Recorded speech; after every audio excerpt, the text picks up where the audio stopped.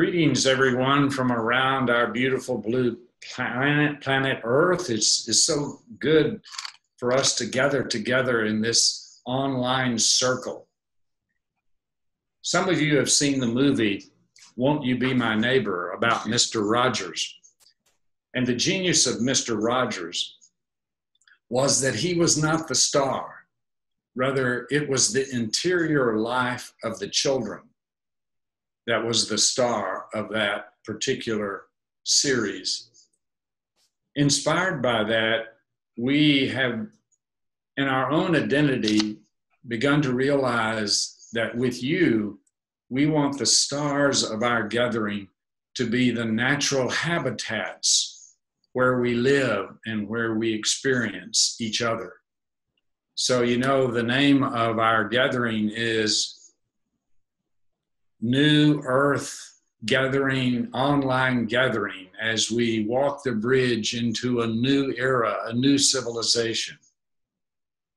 So that's what we're about. And it's so good to be with you that we want to start today. The theme of today is the healing power of water. And what better way to begin that than to hear Judith sing a song of water. Thank you, Will. Thank you for being here with us today. Pardon me. This song that I'm going to sing is very dear to my heart because I sang it at my mother's funeral when she passed away several years ago. And she was particularly loved listening to me sing. You know, that feels good. So here's the song. The river is flowing, flowing and growing. The river is flowing down to the sea. Mother, carry me, your child I will always be. Mother, carry me down to the sea. Oh, thank you, Judith. And speaking of flowing water and flowing relationships, I want to bring Heather Ashamara, our co-host here in this gathering, into the circle. Hello, Ash. Hi there. So happy to be here with everybody. Yeah, so you bring a wonderful perspective. Where are you speaking from? I am speaking from the little town of Perry, New York, which is in upstate New York. And I just spent 5 days at Letchworth State Park, which is stunning, incredible river and waterfalls. And so it's been a lot of water magic medicine for me over the last 5 days. Good, thank you. And one of the things you taught me, Ash, is how to engage people in the chat and to bring ourselves into this circle. So everybody, if you notice, if you go down to the bottom of your Zoom screen and you can click on chat, and you'll note that Sheila and Heather Ash have already greeted you in the chat, and we really would like it if you would begin telling us where you are and any experience or reflections or connections you're having with what we're about here today. So there's Mary Sue from Katy, Texas, and there's Karen Wecker from California. Hello, Karen. Looking forward to being with you. And Carol Bennington from Colorado. And Karen Frank from Costa Rica. Wow. And Lily and Sharon Walker from Florida. So thank you so much for joining with us. And we're looking for ways for us all to participate more in a more lively fashion in this gathering. So you can help us with that. And in fact, next, we're wanting you to take your iPhone and record 2 or 3 minute moments you have in nature. And Dan will be sending you instructions about how to do that, and then you can forward them to him, and in the next few months we'll be able to bring you into our circle in an even livelier way. Okay, so Heather asked, speak to us in water terms. Well, I always connect water with energy and emotions, and that just like our emotional body, or when we reject our emotions or we try and push them down, they become stagnant, just like water does. And water moves best when there's flow, when we open to it, when we allow it to move through us. And to really use water as a beautiful metaphor in our lives to feel, how am I in relationship with the flow of the universe, with the flow of my own being, my own emotions, my own energy. Is there places that I'm shutting the flow down or feeling overwhelmed, and that we can adjust by being in that direct relationship with water.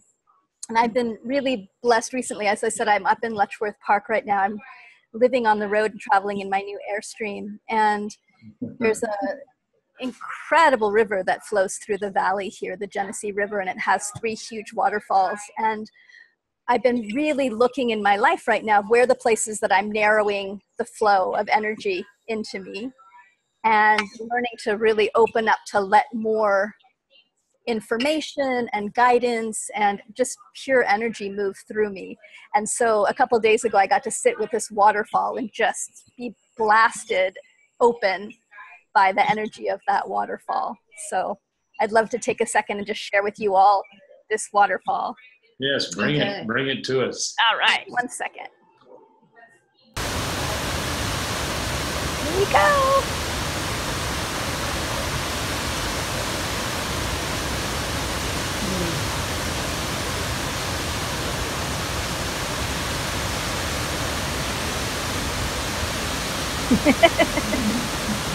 Oh, wow.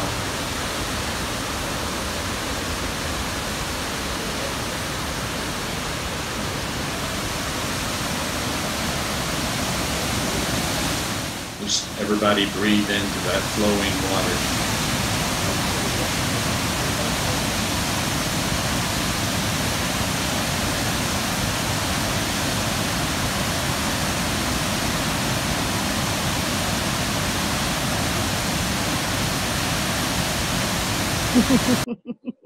Oh, wow. So good. Yeah, I'm thinking about that. We know that the civilization that we live in we're overbalanced in positive ions, and that in order to balance our energetic system, we need more negative ions in our system. And there are several different places where we get a splash of these negative ions, and one of them is in a waterfalls or rushing water. And so we can almost feel the negative ions coming in from your photo. Exactly. Yeah, and it's so, whether that's really powerful for you or someplace that you imagine, to allow water to come into you, that we don't have to physically be there, though that's obviously the best, but just coming into our imagination. Good. Okay, well, thank you, Heather Ash. We'll come back later to you. And I want to shift right now over to the United Kingdom. And we have the privilege today of having, through a brief recording, an experience with Anne Baring, one of the foremost Jungian analysts that we have in our circle. And so now Sheila will bring Anne into our circle for this gathering today. Good morning, Anne. It's good to see you. Good morning, Will. Good morning. I just wanted to follow up on the conversation we were having the other day in discussion in the Great Books course where we were discussing your wonderful book called The Dream of the Cosmos.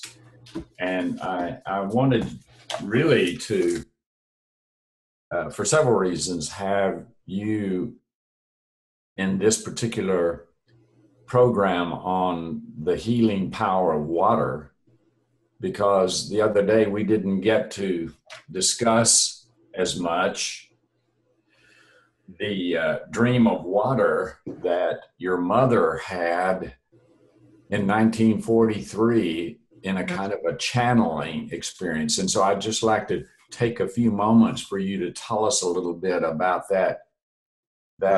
What happened was, in the earliest messages, the message came through, find the dream of the water, look for the dream of the water. And this was a theme that went right on through later messages as well. So at the time, my mother had no idea what that meant. What could it mean, the dream of the water?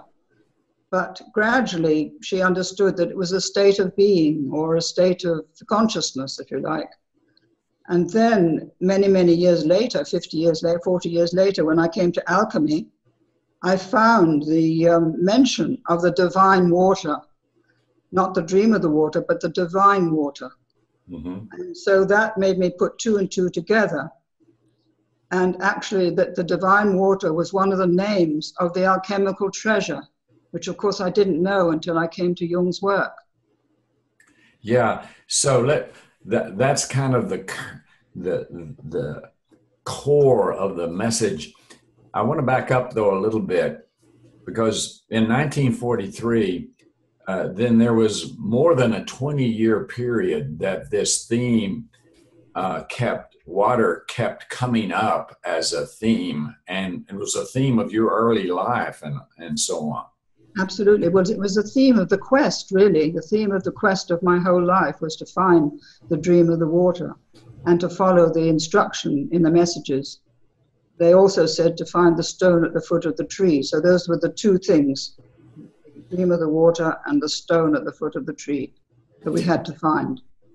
Right. So I just love this story because you had a British father and an American mother, and your American mother is having these what I call transordinary experiences, and the message is coming through to you, others, but to you, her daughter, that your quest for the soul is deeply entwined with water. Absolutely, absolutely. You can't separate the two. Yes. Okay. So, and then you begin to see Carl Jung as in your adult life, and really, according to me anyway, you understand Jung about as well or better than anyone that I've talked to. And I've talked to quite a few Jungians. Well, that's saying a lot. I don't know if they would agree with you. Right. And in fact, in your book and in your teachings, you reach this conclusion that Jung was a shaman. Absolutely, no question. Well, we'll say just a little bit about that, and I want to come back to the water theme. Okay, well, a shaman, as you know, is someone who connects two dimensions of reality, brings them together or builds a bridge between them. And that's precisely what Jung did, because he built a bridge to the soul, the long forgotten element of our nature that is called soul, and always has been. So in that sense, he was certainly a shaman in the Western tradition. And of course, this led him to alchemy. And he was an alchemist, really. Again, as well as a shaman, he was an alchemist. Because alchemy was all about recovering the lost spirit in matter. And that is precisely what he did as a shaman and as an alchemist. He drew the lost spirit out of matter and made it conscious for the culture. Right. And so in your quest for the soul, and finding our soul is really connecting deeply with our soul is at the heart of all of healing, isn't it? Absolutely. Yeah. So here in your long journey in the quest of the soul, you see that the role of the shaman and the alchemist is the connecting, the bridge between the seen and the unseen. Absolutely. And you've gotten this channeled message through your mother that the dream or the divine water was crucial in this movement, this shuttling between realities. Yes, and also I gradually discovered that the divine water is the element in which we're all immersed. This is the divine ground, if you like, of the soul, the feminine ground of the soul, because water's always been connected with the feminine, as you know, in all cultures or most cultures. So the feminine, the soul, and the divine water were all connected as I went forward in my researches and discoveries.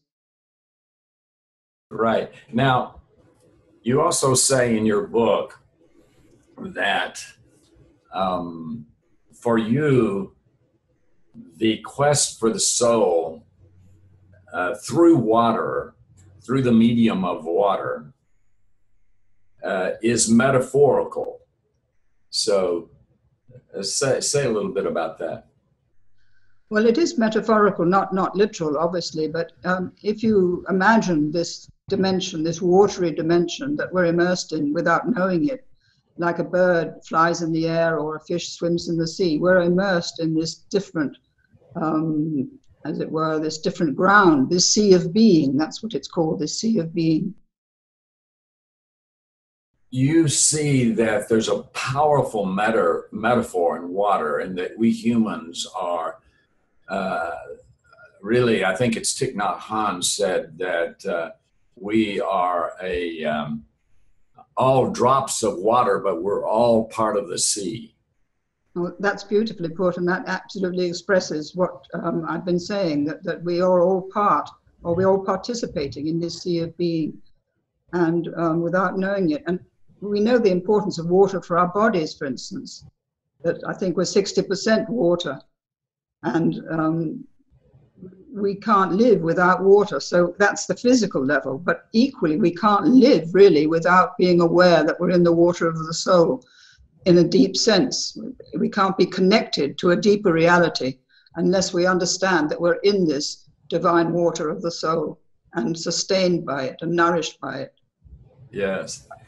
Yeah, I was having a conversation with many years ago with my my indigenous mentor and friend Berhard, and we were talking about that enlightenment is actually a sense that is conveyed through the experience of water, because of just what you said, that we ourselves are essentially water, and that as we discover enlightenment might be realizing that some of us are waves, some of us are white caps, some of us are drops of water. And as we were talking, I said, yeah, but the enlightenment is that we're all wet. and he said to me, kind of kidding me a little bit, and he says, yeah, he said, maybe that's the one thing you can bring, is that you're all wet. Very nice. Yeah. So, you know, one of the things that I wanted to read a little bit of your book just for a moment, because I think it is very, very well put, and I encourage people to read your book. You said, very gradually, over many years of wondering, I began to understand the divine water as an image that mirrored the deep ground of the soul to the surface personality that is unaware of its existence. But I felt it was more than this. It was the longing of that deep ground to bring humanity to conscious awareness of the sacredness of life. Wow. Yeah, that sums it up. That sums the whole book, really. Because we're not aware that we live in a sacred environment and that we have a sacred mission, really, to become conscious of this and to become carers of the planet, which we've completely lost the understanding that this is what our whole role on the planet is. Yes, and I love what you say in many different aspects of your teaching and your work, is that we're all moving toward a bridge that is not just individual, but that is Earth herself taking us across this bridge from the seen to the unseen and bringing these watery realities. Yeah, and also it's important to remember the fluidity of water. The water connects everything. And that's really what's coming through now in quantum physics, that we're all connected. So there again, the metaphor of water as a connecting medium is very important, as a psychic medium rather than as a physical one as well. So I think that this is all, it's not only the Earth taking us, it's the cosmos taking us as well, because if we don't make it, the planet will suffer terribly. And we really have a huge responsibility to wake up and remember what our task is on this planet, or what our need is to reconnect all these things that have been separated and split off and lost. We need to bring them all back and reintegrate things and create this bridge much more consciously, really, in many different ways. Yeah, well, I just appreciate so much your joining this call on the healing power of water today. And I want to point people, if they want the full import of an experience of your wisdom, they can join the Great Books Call on August, I believe it's August the 14th. And Sheila is putting that in the chat so that they can connect with that. But I want to close here with a phrase that you use and ask your comment about it, in that you say that we're in the watery womb. Yeah, that's right. We're in the womb of the Great Mother, or we were long ago. So we got to recover that sense. The womb is a place of preparation for birth, if you like. So maybe we're just on the point of emerging from the womb as more fully conscious human beings, and that would be fantastic. Yeah. Anyway, thank you so much for mentioning my book and for all the support you've given to my book. It's marvelous for me to hear that. It's like balm to the soul. It really is. Thank you. Well, really, my conversations with you have a H2O miracle feeling to them, and I really appreciate it. And yes, what we're about, perhaps in our healing, some of our suffering, some of our pain is actually the pain of the birth, the water coming out of the watery womb. I think so. Yeah, very well. Okay, Anne, thank you so much. Bye. So thank you, Anne, so much. And I believe Anne is with us today. And if we have time, we'll circle back to you, Anne, to get your comments later.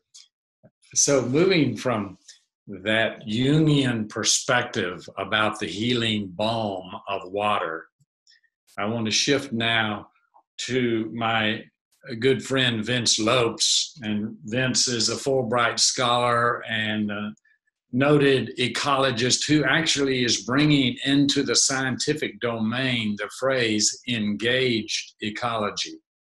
So this week, Vince and I, in 100-degree weather, you'll note it in this brief vignette of the two of us, we're going down to the water, and it's 100 degrees, and so both of us are suffering a little bit in the making of this video. And so we'll join in. The star of this particular part of our show is the Blanco River. And here we go to that. Well, now here we are for this part of our program today on this wonderful first Saturday of August with my good friend Vince Lopes. And good to be here, Will. Yeah, Vince is a scientist, a hydrologist, and we teach together in sustainability at Texas State. Today we're here, we're going to start with what Vince calls shallow ecology. Yes. So tell us what you mean by that. Well, perhaps to give you an idea what I mean by shallow ecology, I also have to talk about deep ecology. So shallow ecology is, I say, is what is the common mainstream approach used in the scientific department at the universities to address ecological problems. Yes. So it's based on the idea, and this has a lot to do with the primary way of thinking of science, which is the mechanistic dualistic. One of the consequences of the mechanistic thinking is there is a tendency to look at things as problems that can be fixed, like a mechanism. Yeah. So there is this tendency in science that if there is a problem, something is perceived as a problem, like water pollution. And when it's perceived as a problem, there is a way of solving it. And perhaps, in my view, that is why there is so much hope from society, believing that whatever the problem that we have to face in the future, problems associated with environmental problems, we will be able to solve. Because there is this notion, this tendency to look at the world, the natural world, as a mechanistic system. And therefore, things are perceived as problems, and as they are perceived as problems, there will be always one approach to solve it. Okay. Now, so this is the shallow ecology. Okay. So here we are, and in the background here you can see a bridge. Yes. And this is a problem that we who live around here in the Blanco River Valley, if you see that bridge, we're on the shallow side of it, but it's actually a little over 50 feet from the river itself to where these cars are going over. And about 2 or 3 years ago, we had on Memorial Day, we had a flood, and the waters came down this river and came over the top of that bridge. So that means you had a 5-story building of water that went over the top of the bridge. This is a problem. That's a problem. And this community has done well, but it's your position that the consciousness of solving a mechanistic problem is just going to set us up for this to happen again. Yes. And we're going to talk about other possibilities. Yes. And you know, the flood, I think humans fail to recognize that the event, the flood, is a hydrologic event with a high amount of water that comes to the river. But the consequence of the flood has nothing to do with the hydrology.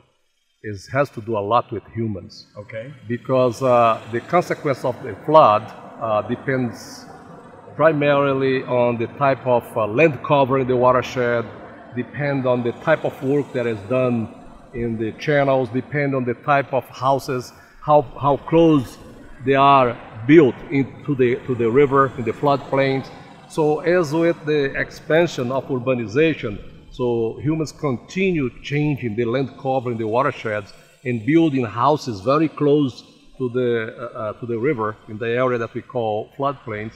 And as a consequence, in the occurrence of a relatively large event, there will be catastrophic consequences. Right, and the other piece of that is that we have climate change.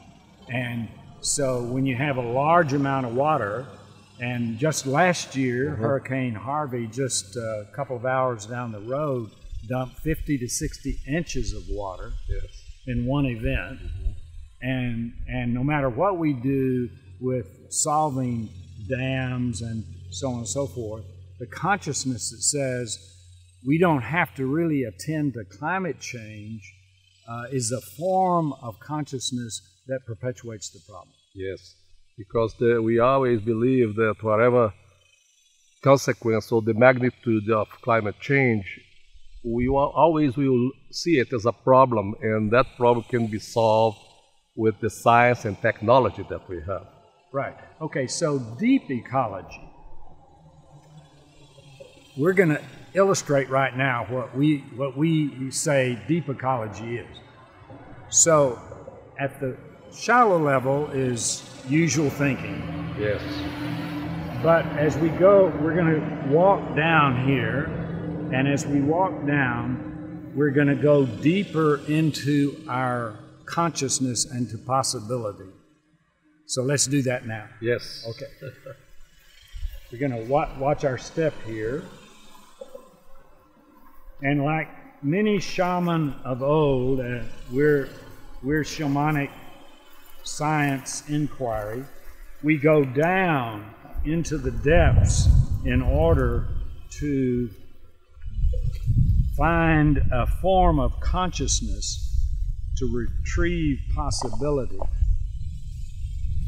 And I'm watching my step. If I fall down, we'll edit that out. I want Vince and I to just put our hands in the water here for a moment.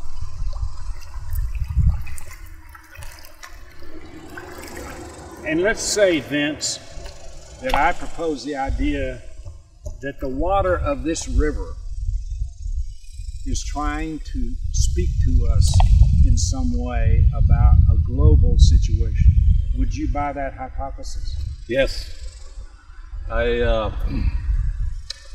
Well, I think there are different ways of interpreting what you said, but I think if we look at water by itself, the way that water behaves, just has a great lesson for us. So let's assume that there's actual information embedded in this water and in the water course. Right.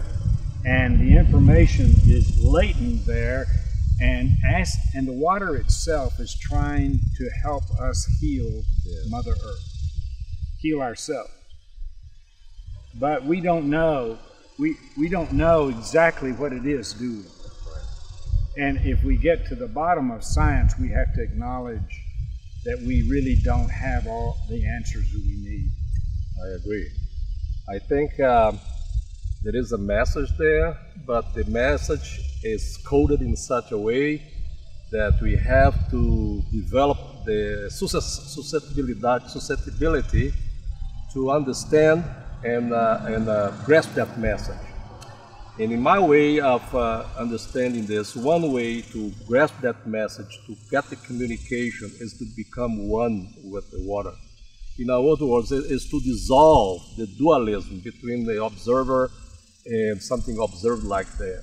So as long as this dualism is there in our consciousness, we will be unable to catch the message that the water sent to us. So we have to first go beyond this dualist framework of science to operate in a pre-science mode, perhaps, and be able to dissolve that dualism and become one with water. That stage, or state, I believe we'll be able to connect and read the message, find out what the water is trying to tell us. Right, and so what I want to do now is invite all of the people from around the world to join us here at the riverside. A song comes to me, gonna lay down my troubles down by the riverside, down by the riverside, down by the riverside, gonna lay down my troubles down by the riverside, down by the riverside. Okay, so now I would like to put some water on your head as a way for you to become one with this river.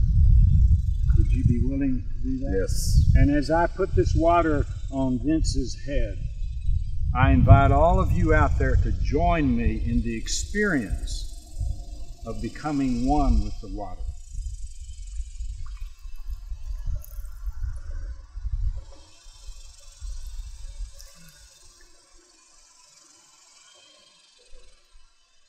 Aho, sacred water, sacred spirit, give us your message and allow us to humble ourselves.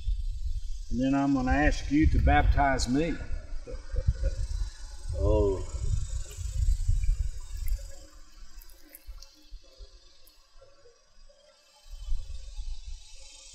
Aho, aho. And so right now I'm going to lift up some water, and as it goes through my hand, feel it coming on your forehead wherever you are in the world today, and know that this water has message and truth and information for how we can develop a oneness with the water, and the water will tell us the way through. But the fact is, we don't know right now, do we?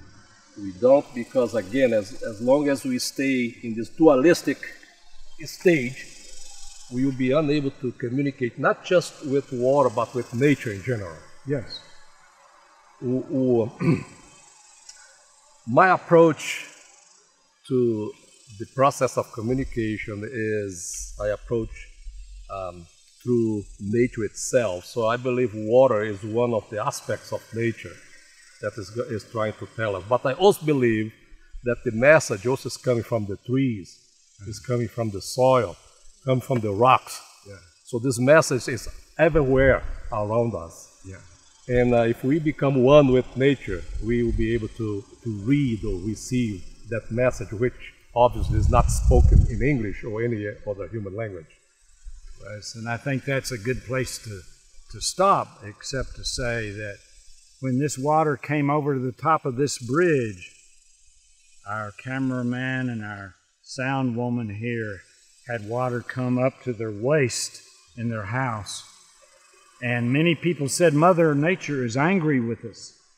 But it's not that water and Mother Earth is angry with us. It's that the water and Mother Nature is trying to tell us, these are the consequences of your lifestyle. Yes. And so we, at this deeper level of consciousness, today, can make a decision to be open to altering our lifestyle for a more sustainable world. And what you said, Will, is what in some way changed my approach to hydrology. Because I grew up looking at water in hydrology as problems out there that we should solve, because I was training to this mechanistic approach. However, now I know that these are not problems. Are problems because they are perceived dualistically. So you come from a mechanistic point of view to this point of view of becoming one. To become one. I realized that the difference between my approach when I was deeply driven by this dualist perspective and my current approach is I still see it as a problem. But the difference is now I put myself into the problem. And previously the approach was there is a problem, there is always a problem out there, and you are the one outside the problem that wants to solve it. Obviously, based on what you have said, the water, the earth, the water is trying to tell us that we are not behaving well. But as long as we don't put ourselves within the equation, to the problem, we will be unable to understand that message. And we will continue to work on this problem perceived out there, which actually is not the problem, because the problem, in my view, is up here. Right, and so our baptism is to put ourselves in the context of the river. And when we do that, maybe we can get some information on a way forward. Yes. Okay, thank you. Hey, how about a hug? I don't. Oh, good. Thank you, Vince. And so Vince is over in New Orleans at a scientific conference right now. And I want to just bring you in, Vince, and get your brief response to seeing that you're now a movie star. All right. Well, thank you, Will, and everybody for this opportunity to talk to you. I would like to say that water has been a presence in my life, as well as a subject of study and an agent of transformation. A presence because I remember I was born and grew up in a semi-arid environment, a dry land in which rain was welcome and necessary. I remember my father saying, any man can live without love, but cannot live without water. So it has been a presence. And later I dedicated my academic studies to hydrology, which is the study of the water, ended up at the University of Arizona, and now I am here at Texas State University. But water also has been an agent of transformation in my life. And I would say that that transformation has come to me through Taoism.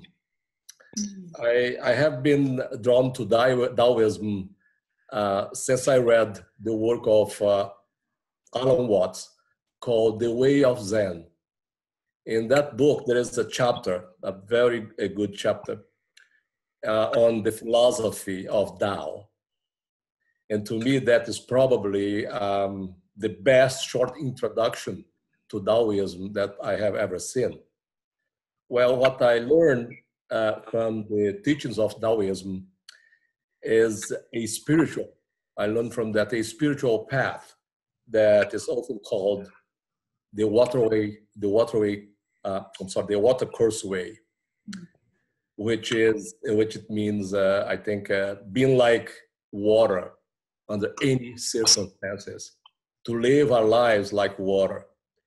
And the book, the Tao Te Ching, which is Lao Tzu's book about Taoism, is a guide to the watercourse way of life.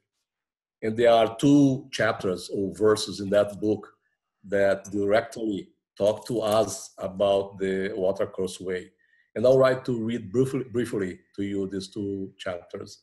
One is chapter 8, which is called The Highest Good.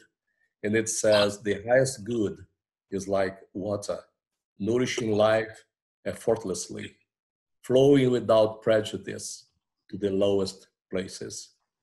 And it go on, but this is the part I want to read for you. The second one comes out at verse 78, which has been translated as appearance and reality. And it says, nothing in the world is softer and weaker than water, yet there is nothing better for subduing all that's harder and strong. Everyone observes how weak overcomes the strong, how gentleness overcomes rigidity. Yet this principle is seldom put into conscious practice. So this is the message of Lao Tzu, in the message of Taoism, that we can't confront rigidity with gentleness. And obviously this is not an approach that is supported in the West, where there is a tendency to confront the rigidity with more rigidity. As a matter of fact, this is to me a good description of what is understood as the watercourse way. As a matter of fact, I was talking to my wife this morning about this verses in the Tao Te Ching, and then she reminded me of a German saying. The says more or less like this: a steady drip carves stones. Oh, that is extremely significant to me, because that has been the basis of my work. I remember that my colleagues always say, Vince, do you believe that you're going to change the world? Well, not me necessarily, but I continue like a drip, continually hitting small things, small actions, because I truly believe that the persistent small actions move mountains. Oh, thank you, Vince. Thank you so much. And Vince will be a regular part of our gatherings over the next few months. Yeah, and speaking of the drip, drip, drip of our relationship with water, it's not just that water is reaching out to us. The water in us is reaching out to the water out there, because, as I said earlier, we're all wet. That's our essential nature. And here in the little town of Wimberley, we have, as I said, been a canary in the coal mine in a sense, and water tensions in our community are very high.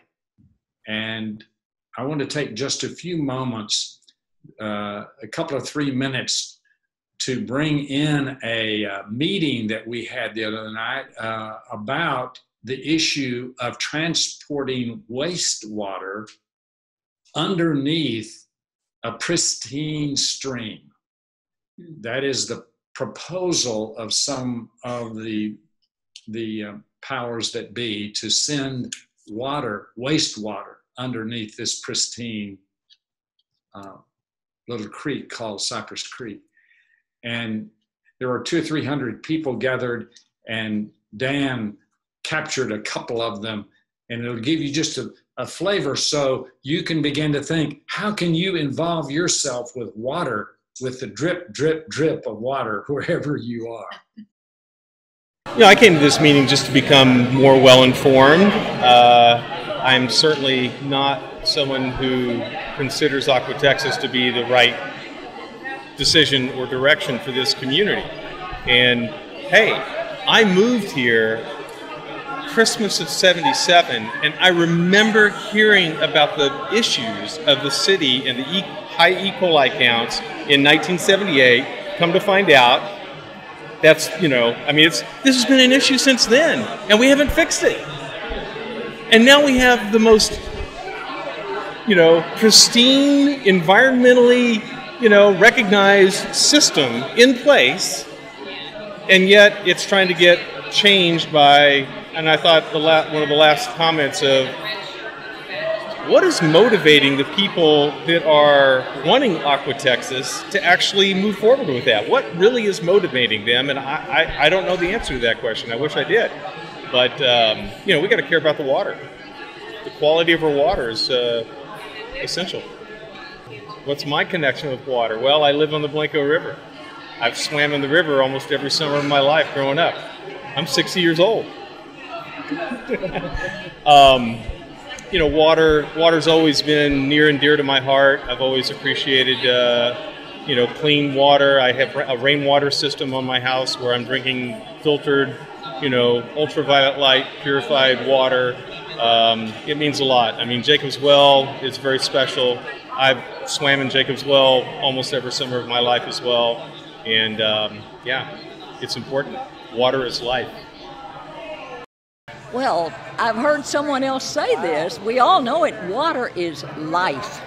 Without water, we're all gone. I heard a man, I love plants too, and they said plants need water, they need food, just like air, just like people. We need water. And I'm passionate about our community. So naturally, I always want what is best for our community. In this case, I think we're working toward that. We do not want our water polluted. We want to protect it. We want to keep it clean. We say of Wimberley, keep it green, keep it clean, keep it healthy. And certainly that applies to our water.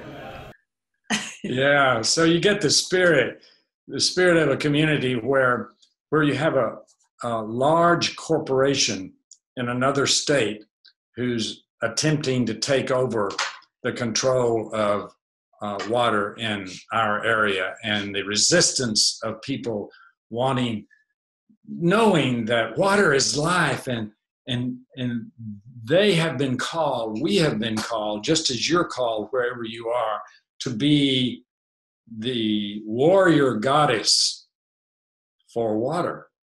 The warrior goddess for water. But you know, I think Vince was making the point that we often put humans at the center of the story. But we're at the center of the story simply because we're water, essentially water. Anne said 60, maybe 70% of us is water. So I want us to, wherever you are right now, and by the way, I'm going to have a little drink of rainwater right now. And one of our participants a moment ago mentioned that he'd been collecting rainwater, and I hope you'll consider doing that in some way. And this is wonderful rainwater. I'm going to take in a little bit. I have just a little bit of lime juice squeezed in there too. So let's keep in mind that water is reaching out to us. It's not all up to us to reach out to water and become activists. See, that's what Vince was calling shallow ecology. We have to realize that we live in a universe, a living universe, where water is actually trying to reach out to us and communicate to us in many ways. And one of the ways is to talk to us in dreams. So I want to take a moment with Marlon Curry, who had a remarkable dream.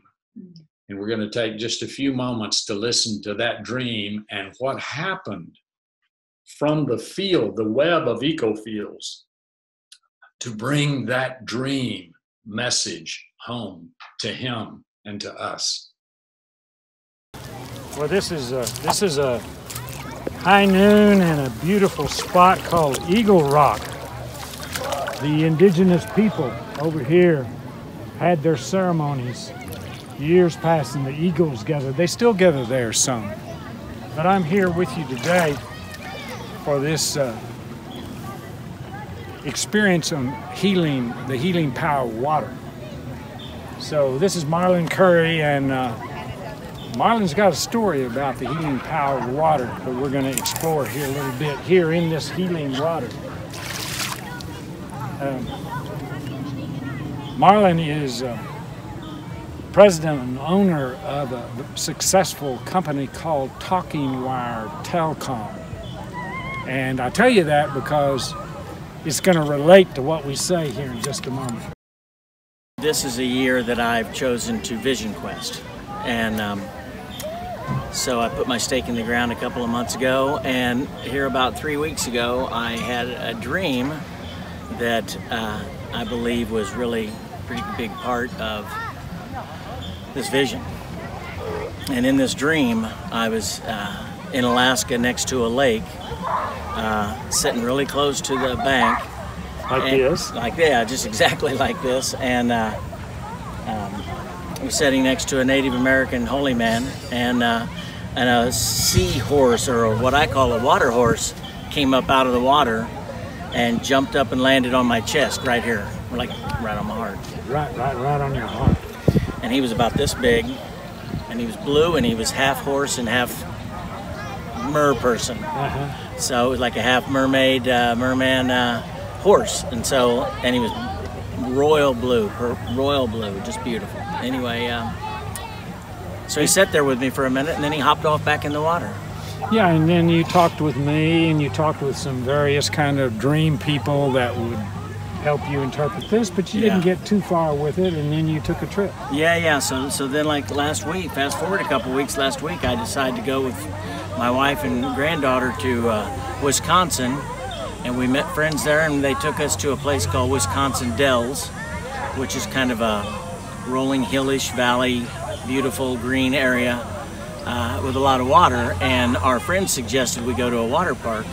And the water park they took us to was Mount Olympus. It was called Mount Olympus. And I thought, well, this has got to be some level of a connection, because after my dream I had researched what a water horse was, and in Greek mythology they were called a hippocampus, which also, interestingly enough, is the part of the brain that processes emotion. So, and energy, yeah. And so we show up at this water park, and it's called Mount Olympus, and it's full of all these Greek gods and Greek statues and you know, just everything related to the Greek world. And what were some of those you saw?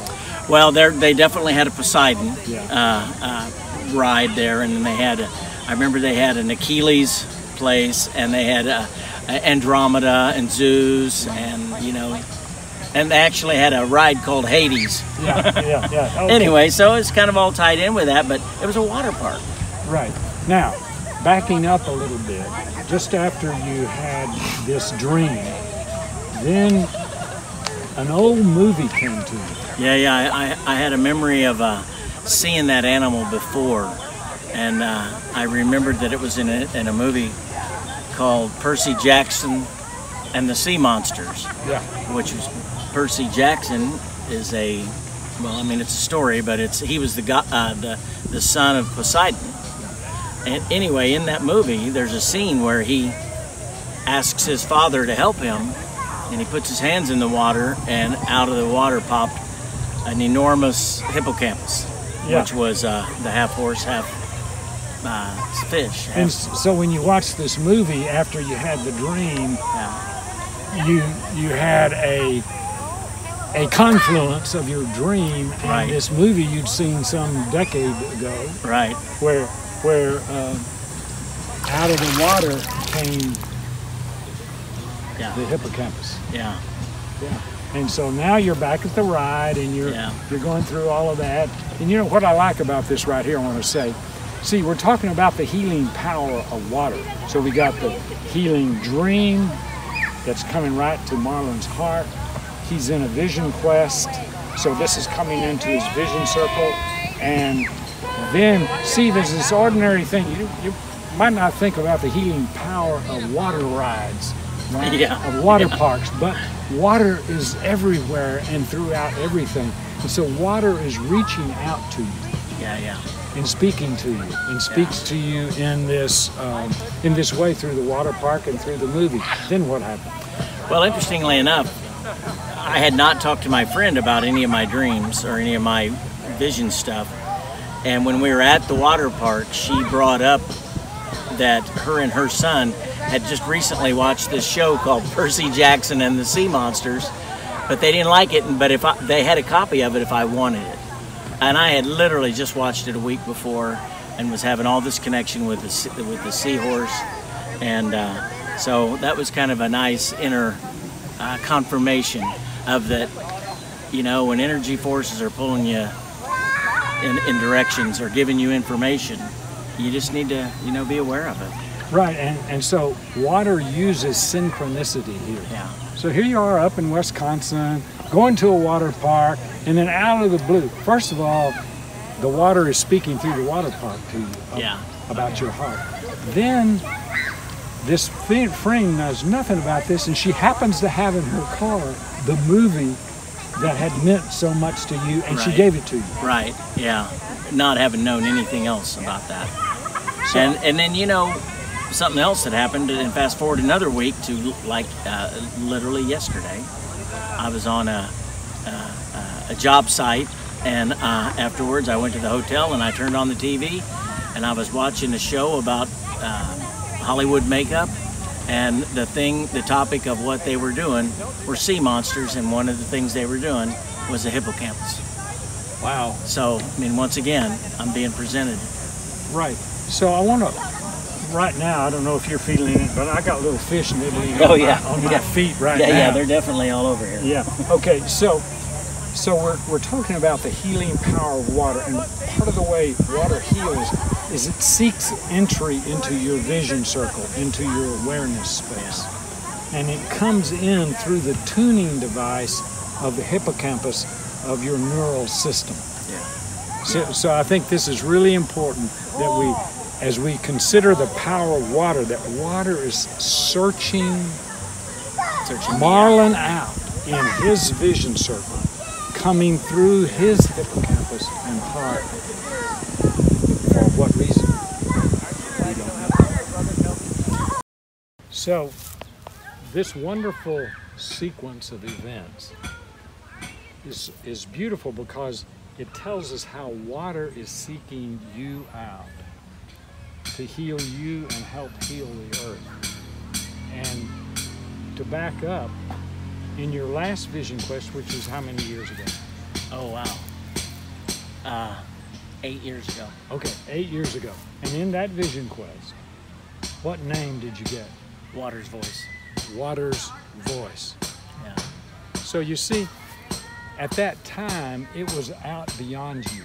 Yeah, it was. Yeah. And so it's like pulling you into a larger identity to do what you're doing this day. Yeah. Which is to be water's voice. Oh, yeah, yeah, yeah. That is what you're doing right now.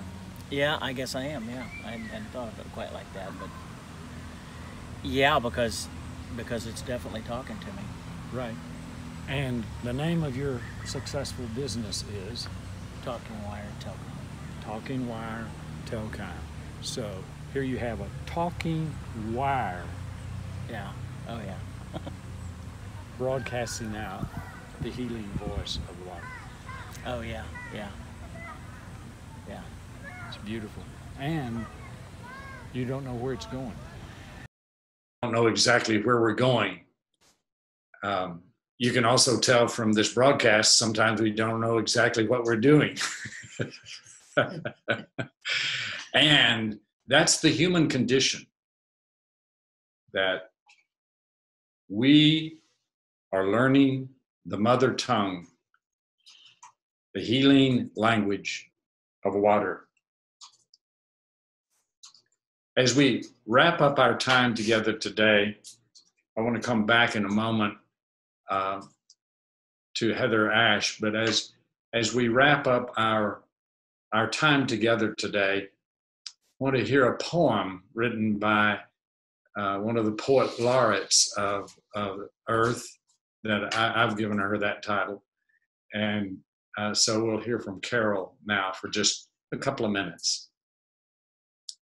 Carol Flake Chapman. Welcome. I'm Carol Flake Chapman, and I'm happy to be presenting a poem today for you that was inspired partly by going to Chartres and experiencing the Great Mother there in the cathedral, and also the sense of urgency that we all felt. I was also inspired by swimming this morning in the waters of Lake Austin.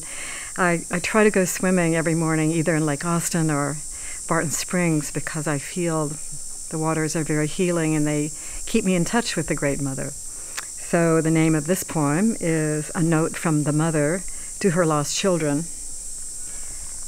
Follow the trail of crumbs I've left for you into the forest, but be quick before the birds find them first. What I hope is that you will get lost in the wild and then find your way home. I've left a message for you in the sand, but be quick, or the waves will erase it. What I hope is that you will wade out to sea and then find your way home. I've left a song for you in the trees, but hurry before the wind blows it away. What I hope is that you will hear my harmonies and then find your way home. I've hidden a secret for you in the sky, but hurry, or the clouds will cover it. What I hope is that you will look up and marvel, and then find your way home. I've buried a treasure for you deep in the earth, but hurry, because the earth is burning. What I hope is that you will learn to love me, for this, my children, is your home. Oh, thank you so much, Carol. And thank you, everybody, for participating in our chat box. From Armaya, she says, love how humans are so much a part of this natural expression of water. From Scott Price, not only the thirsty seek the water as well seeks the thirsty. That's a quote from Rumi. From Amy Blumenshine up in Minnesota, she says, we love it. Thank you so much for this beautiful presentation, says Susan. So we're getting all kinds of participation, and we just love being with you. And I want to come back to our co-host Heather Ash Amara, and before we finish, and get any comments from you about our experience today, Heather Ash.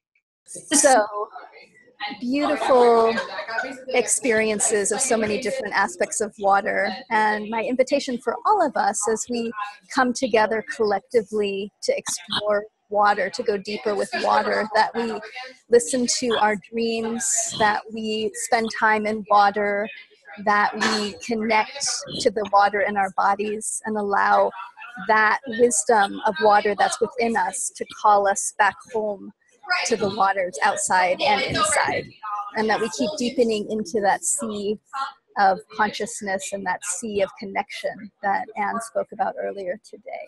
So all my love to each of you, and I look forward to connecting to you in dream time or in the physical world through water in some way. Thanks, Will, and thanks to Sheila and Dan and Vince and Anne and everybody that's been part of the broadcast today. Thank you so much, Ash. Appreciate it. And next month, September 1st, our theme will be a bridge over troubled water. So we invite you, as I said earlier, to take some brief pictures of you in water, you going across bridges of challenges in your life, and Dan will send out a notice about how to do that. So perhaps we can include you in our next experience. Then on September 8th, we're having a summit conference on ecology in San Marcos, Texas, that Sheila is going to put on the chat for you to consider, those of you who are in this area. So Judith, let's hello. Let's you and I still here. Bring to the circle today an ancient song that we learned decades and decades ago as we seek to link ourselves to water. Hey yo na na yo, hey yo na na na na hey yo, hey yo na na yo, hey yo na na hey yo, ah ya ya hey ne yo ha wa, ah ya ya hey ne yo ha wa, waka hey waka ho, hey yo na hey na hey ne yo. Yo. Okay, thank you everybody. Thank you Vince, Ash, Sheila, Judith, and we'll see you on September 1st.